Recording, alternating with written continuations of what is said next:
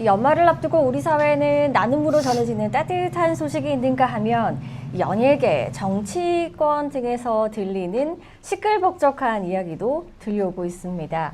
오늘 이 시간에는 교육 현장, 교육계에서는 어떤 이야기가 들리고 있을까 이런저런 얘기 나눠볼까 하는데요.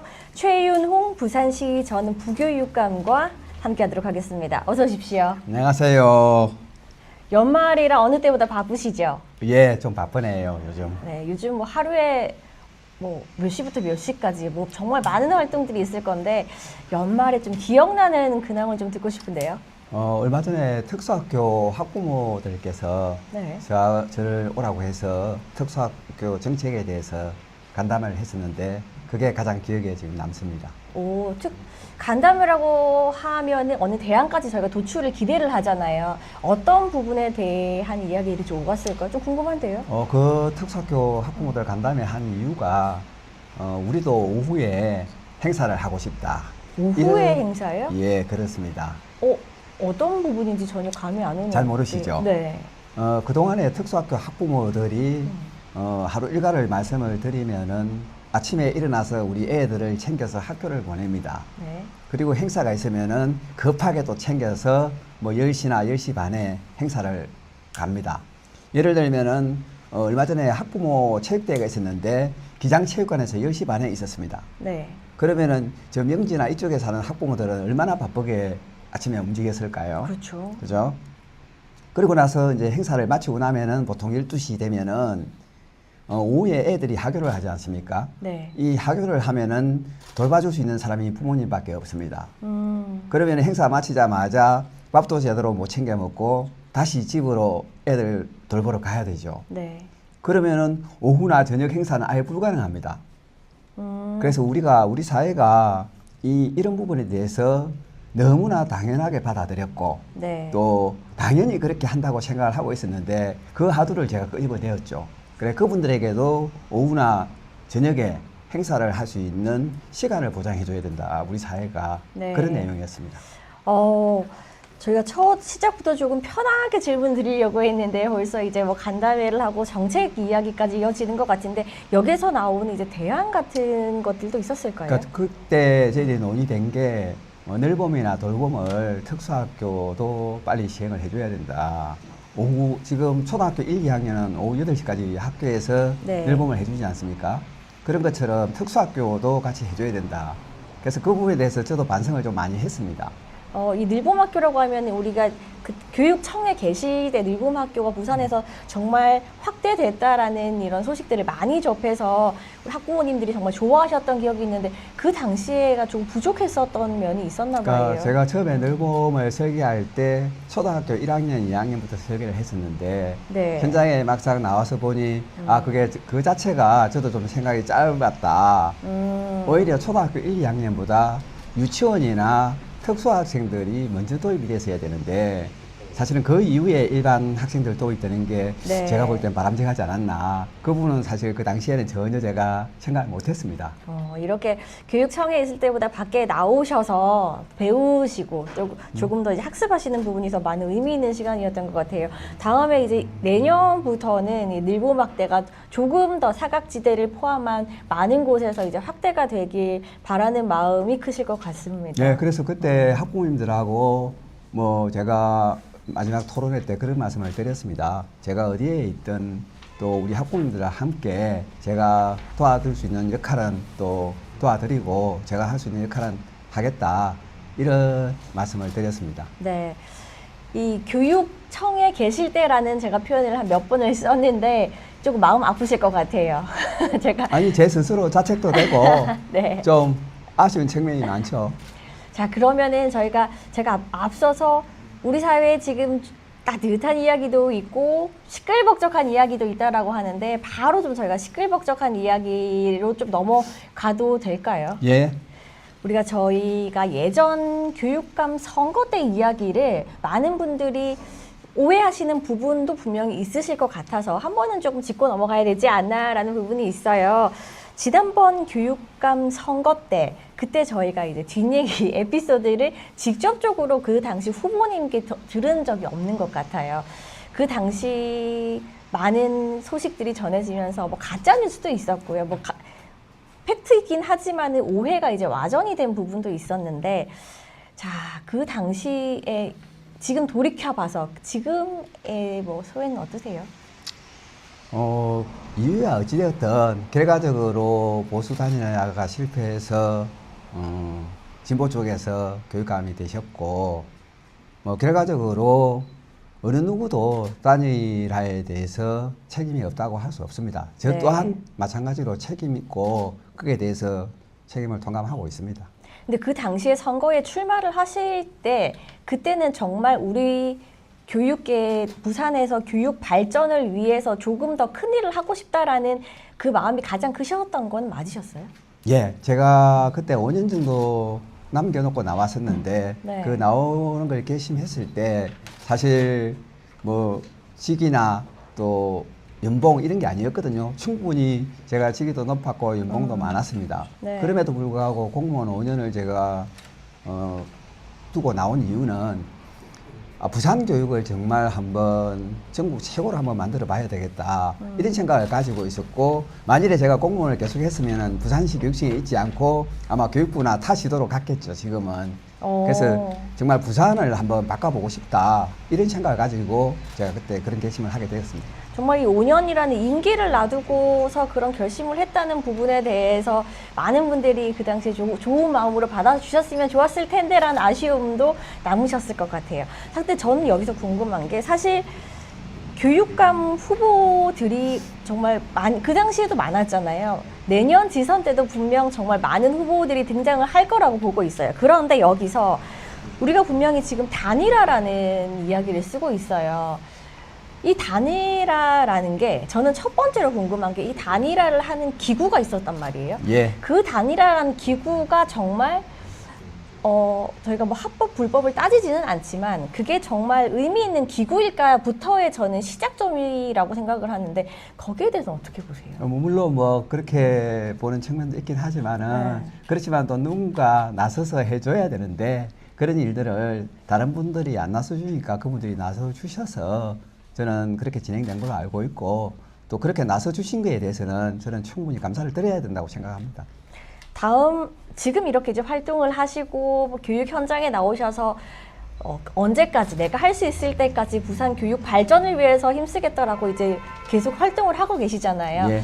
그렇다면 이거는 어느 정도의 암시는 내년 지선도 염두를 해두고 있다라고 많은 분들이 생각을 하실 것 같은데 그런 부분도 염두를 해두시고 계신 건가요? 저는 제가 어느 위치에 있든 어디에 또 속해 있든 부산 교육 발전을 위해서 제가 나왔기 때문에 뭐 그게 다양한 방식이 있을 수 있지 않을까요? 뭐 시민단체 활동도 있을 수 있고 네. 또 아니면은 뭐 전문가 그룹을 만들어서 연구소를 만든다든지 그런 방식도 있을 수 있고 제가 아마 할 수 있는 힘이 있을 때까지는 부산 교육 발전을 위해서 이거 부산에 남아서 계속 그런 좀 역할을 해 나갈 계획입니다. 네. 그러면 뭐 내년 뭐 지선과 상관없이 부산 발전을 위해서 어느 위치에서 어떤 상황에서든지 노력을 다 하겠다라고 정리를 하도록 하겠습니다.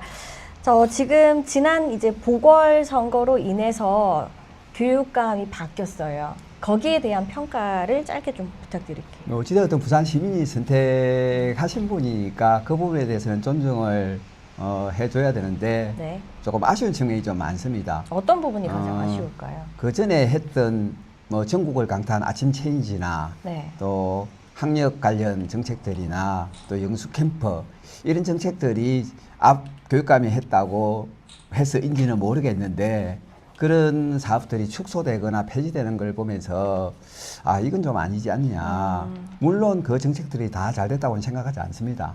그렇지만은 정책들이 뭐 학부모들도 좋아하고 학생들도 좋아하면은 계속 보완하고 해서 더 잘 되도록 해주는 게 바람직한데 네. 아예 축소를 시키고 폐지를 하겠다고 뭐 이렇게 이런 쪽으로 좀 이야기를 하는 것 같은데 그런 부분이 좀 아쉽습니다. 맞아요. 우리 선거에서 어느 정도 방향이 좀 바뀌고 나면 선거 이후에 정책들이 많이 축소되는 것도 모자라서 이 전 정권에서 아니면은 전 의원이 했던 뭐 전 교육감이 했던 것을 다 싸그리 없애겠다라는 그런 정책들도 있단 말이에요. 그런 부분에서는 많은 뭐 시민들이 안타까워하실 것 같아요. 특히나 교육 현장에서는 그런 부분들이 있으면 더더구나 안 되죠. 피해를 보는 거는 시민이 아니고 직접적으로 우리 아이들이거든요. 그런 부분에 대해서 우리 시민들, 학부모님들께서 내년 이제 선거에서 특히 이제 후보들의 면면들을 보실 때 어떤 공약이 있는지 이런 부분들을 잘 살펴보셨으면 하는 바람이 있습니다. 지금 김석준 교육감, 현재 교육감이 얼마 전에 집행유예 선고를 받았어요. 거기에 대해서 내년 선거에서 김석준 교육감이 다시 출마를 할지 당사자의 입장을 모르나 그 주변에서 들리는 이야기로는 출마의 의지가 강하다라는 이야기들이 전해지고 있는데 여기에 대해서는 어떻게 좀 평가를 하세요? 뭐 그거는 본인의 정치적인 판단 아닐까요? 뭐 우선은 무대 추정의 원칙이 적용되니까 그 부분에 대해서는 그분이 아마 판단하실 거로 저는 그렇게 봅니다. 출마에 대한 판단보다는 그분이 이제 나오시면 된다 안 된다에 대한 평가도 있으실 것 같아요. 뭐 그 부분에 대해서는 그 정치적 자유가 있으신 분이니까 제가 이렇다 저렇다 하는 건 뭐 적절하지 않은 것 같습니다. 네, 알겠습니다. 아까 우리 부산에서 정말 전국을 강타했던 아침 체인지 있잖아요. 아침 체인지 안에 아침 체인지, 학력 체인지, 독서 체인지까지 있었어요. 저는 페북을 보면서 좀 인상 깊었던 게 독서 체인지에서 하루에 5분씩이라도 책을 읽자, 차에서도 왔다 갔다 하시면서 읽는 그런 모습 사진 한 장이 기억에 남는 것 같은데 이 독서 체인지를 함으로써 직접 실천을 하고 계시잖아요. 어떤 점이 가장 좋은지 우리 보고 계신 뭐 학부모님들도 계실 거고 학생들도 있을 것 같은데 좋은 점이 어떤 게 있었을까요? 제가 부교육감으로 있을 당시에 부산이 교육발전 특구로 지정이 되었습니다. 네. 그 특구로 지정될 때 핵심 세 가지가 아침 체인지, 그 다음에 독서 체인지, 학력 체인지였습니다. 네. 그래서 독서 체인지 일환으로 제가 별빛 도서관을 도입을 했었을 거예요. 네. 그럼에도 불구하고 우리 학생들에게 독서가 중요하다, 뭐 책을 많이 읽어야 된다 이렇게 이야기를 하고 있는데 그런 부분에서 제가 먼저 좀 실천하는 모습을 보여주고 싶어서 우리 학생들에게 그런 메시지를 좀 주고 싶어서 또 시민들도 마찬가지입니다. 그래서 하루 5분이라도 책을 읽자. 그래서 매일 찍어서 지금 올리고 있습니다. 그렇구나. 자, 우리 아이들과 학교에서 이제 아니 교육청 안에서 이제 소통을 하는데 소위 교육감, 부교육감이라고 하면은 어느 정도의 위치 이상이신 분들은 소위 꼰대라는 이미지가 있어요. 교육청 안에서 아니면 이제 그런 일들을 하시면서 직원들 간이 어떻게 소통을 하는 편인지 꼰대라는 이야기는 들어본 적 없으세요? 뭐 저도 꼰대죠. 그 당시에는. 네. 예, 실제로 이제 부교육감 시절과 지금 나와서 제가 현장을 직접 다녀보니 차이가 굉장히 많습니다. 안에서는 그냥 보고하는 것 제가 주로 보고를 받고 정보를 얻지 않습니까? 또 더 필요하면 뭐 인터넷 찾아보고 하는 정도였는데 실제 현장에서 나와보니 보고받지 못한 내용들이 더 많은 것 같습니다. 사실은 그런 것들을 바꿔주는 게 우리 학교의 선생님 또 학부모님들 학생들이 더 만족도가 높아지는데 이게 눈에 보이는 것들만 사실 보고를 하니 네. 정책들이 눈에 보이는 정책 우선으로 가게 되고 실제 현장에서 바꿔줬으면 하는 것들은 바꾸시지 않는 그걸 제가 이번에 쭉 이렇게 바닥에 다니면서 또 학부모님들 만나면서 학교 선생님들 만나면서 그런 걸 절실히 느꼈습니다. 어느 정도 이제 교육청 안에서 갖고 있던 약간의 꼰대 이미지가 지금 현장에 남아서 조금 풀어졌다라는 걸로 그렇죠. 안에 있을 때는 어찌됐든 교육감, 부교육감 그냥 보고만 받는 위치잖아요. 그리고 실제로 그 보고받는 시간도 바쁘니까 현장에 가서 그게 네. 맞는지 안 맞는지 잘 모르거든요. 그래서 이번에 이제 쭉 이렇게 다녀보니 아 이게 정말 현장에 답이 있다. 그 말이 이 말이구나. 뭐 안에 있을 때도 똑같이 생각을 했지만은 그때 느꼈던 현장에 답이 있다와 지금 생각하는 현장에 답이 있다는 완전히 차이가 있습니다. 보통 스킨십은 잘 하는 편이세요? 시민들과의 스킨십은? 예, 요즘 만나면은 처음엔 사실 꼰대였기 때문에 쉽지 않았는데 그것도 자꾸 하다 보니 점점 익숙해져서 아 이런 게 또 다른 재미가 있구나라고 지금 느끼고 있습니다. 그럼 부감님이 생각하시는 자신의 가장 큰 장점, 경쟁력은요?